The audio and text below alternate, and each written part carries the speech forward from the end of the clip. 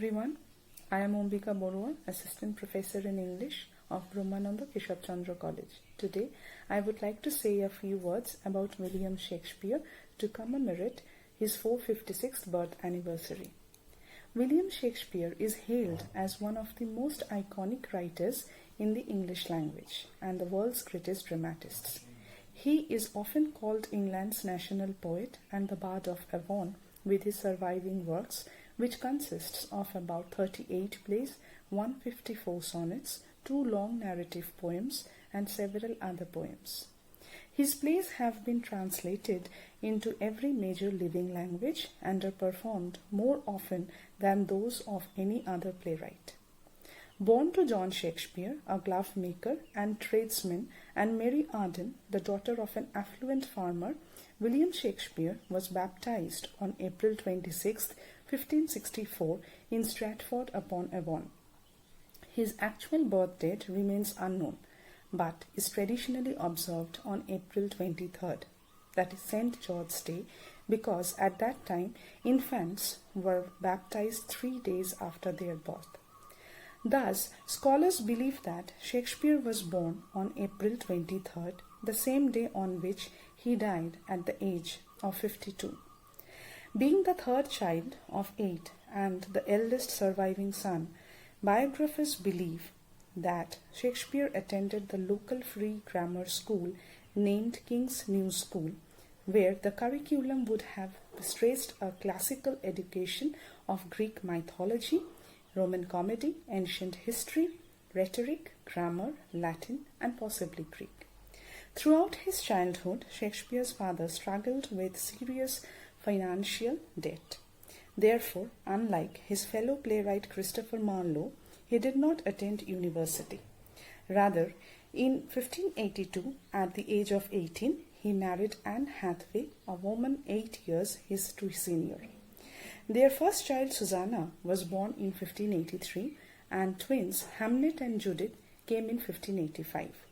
Within the class system of Elizabethan England, William Shakespeare did not seem destined for greatness.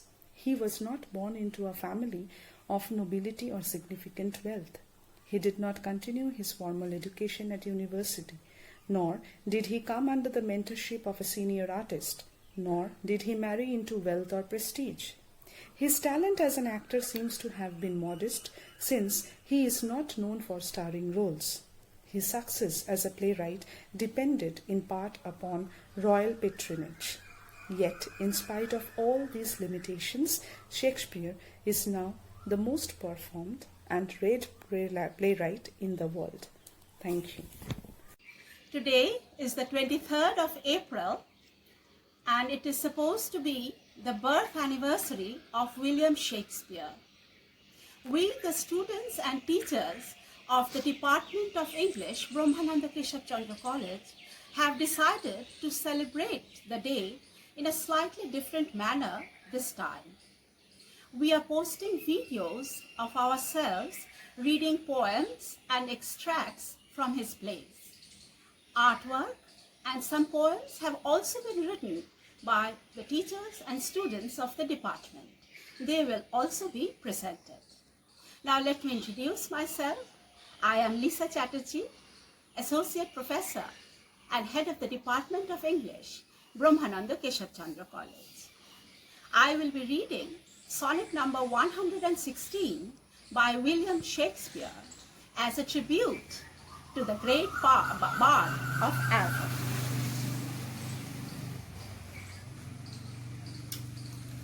This poem that I will be reading is sonnet number 116 by Shakespeare. It holds the message of love. We are going through very difficult times, and as the poet himself says in the poem, that love is the pole star that helps us pass through all tempests. Sonnet number 116. Let me not to the marriage of true minds admit impediments. Love is not love, which alters when an alteration finds, or bends with the remover to remove. Oh no, it's an ever-fixed mark that looks on tempest and is never shaken.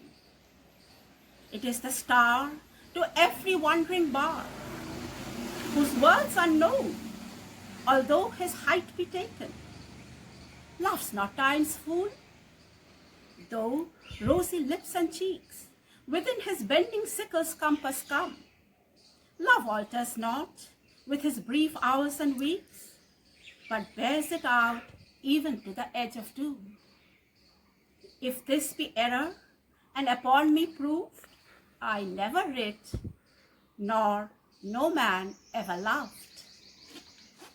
Hello everyone, I am Sneha Kole from 4th semester English Honours and I will be reading Sonnet 73 by William Shakespeare.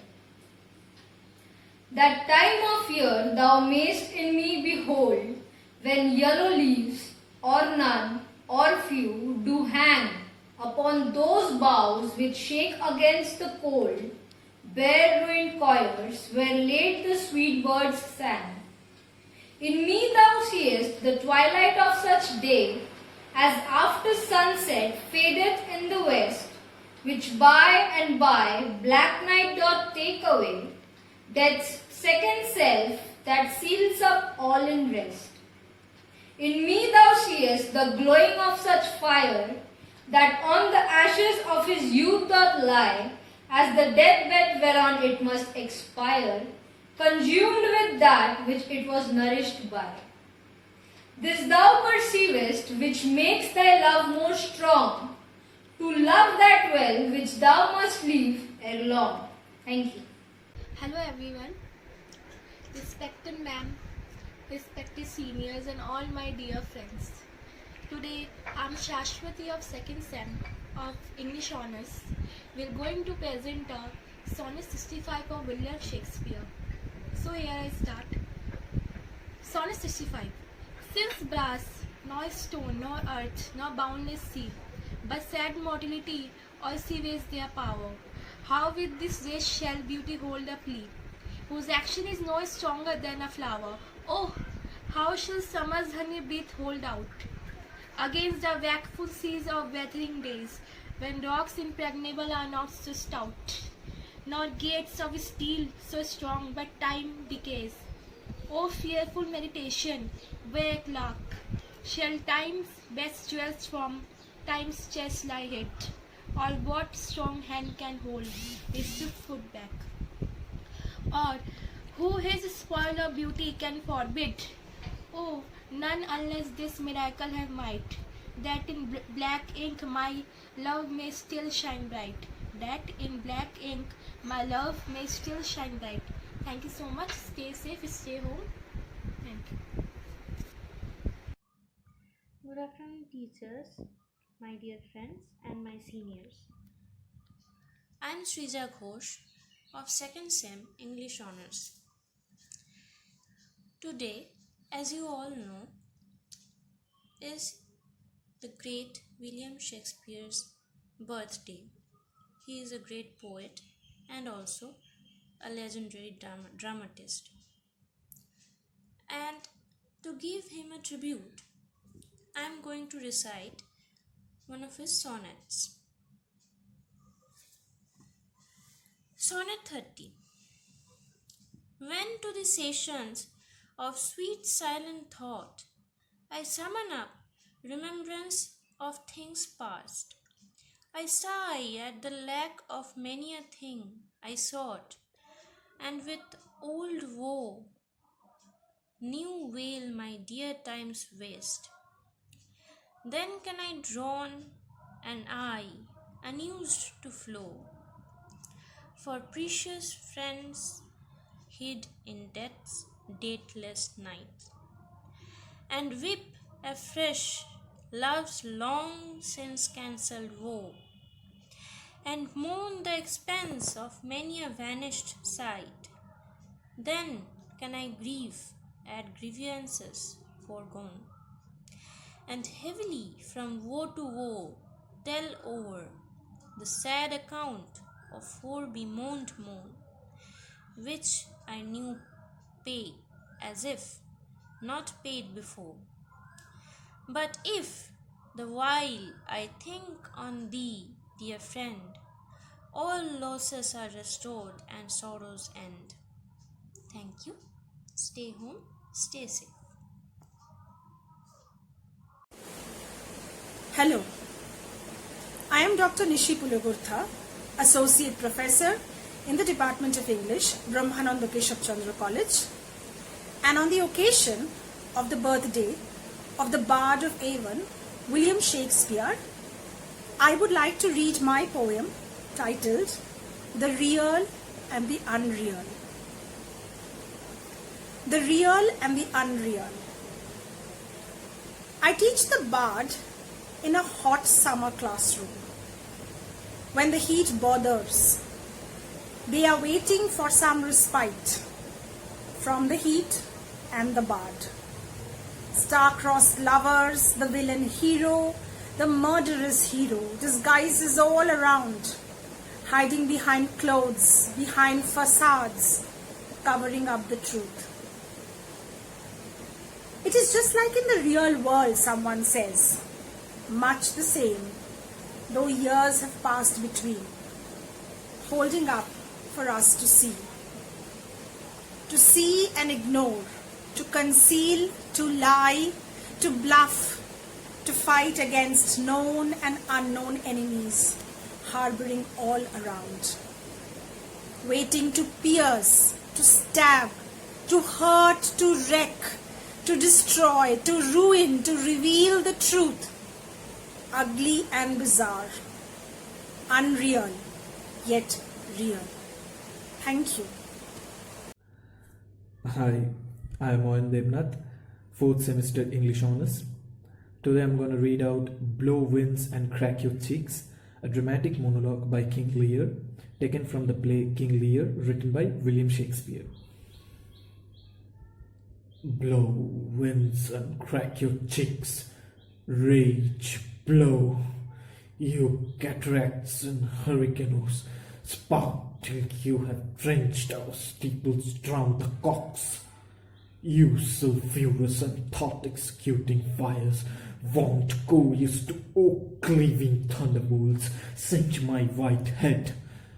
And thou, all-shaking thunder, strike flat the trick rotundity of the world, crack nature's molds, all German spill at once. That makes ingrateful man. Rumble thy bellyful, spit fire, spout rain.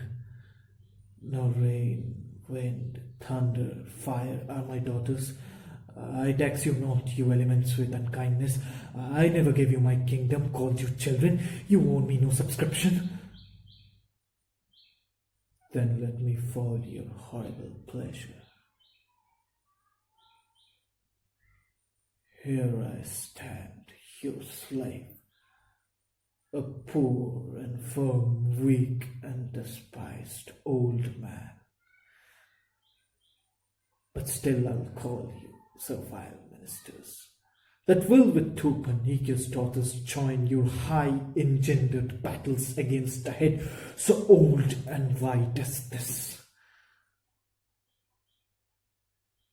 Oh, it is foul. It is foul. Thank you. Hello everyone, I am Ongira Chakraborty, 4th semester English Honours. Today I am gonna read out The Quality of Mercy, a speech by Portia, taken from the play The Merchant of Venice, written by William Shakespeare. The quality of mercy is not strained. It droppeth as the gentle rain from heaven upon the place beneath.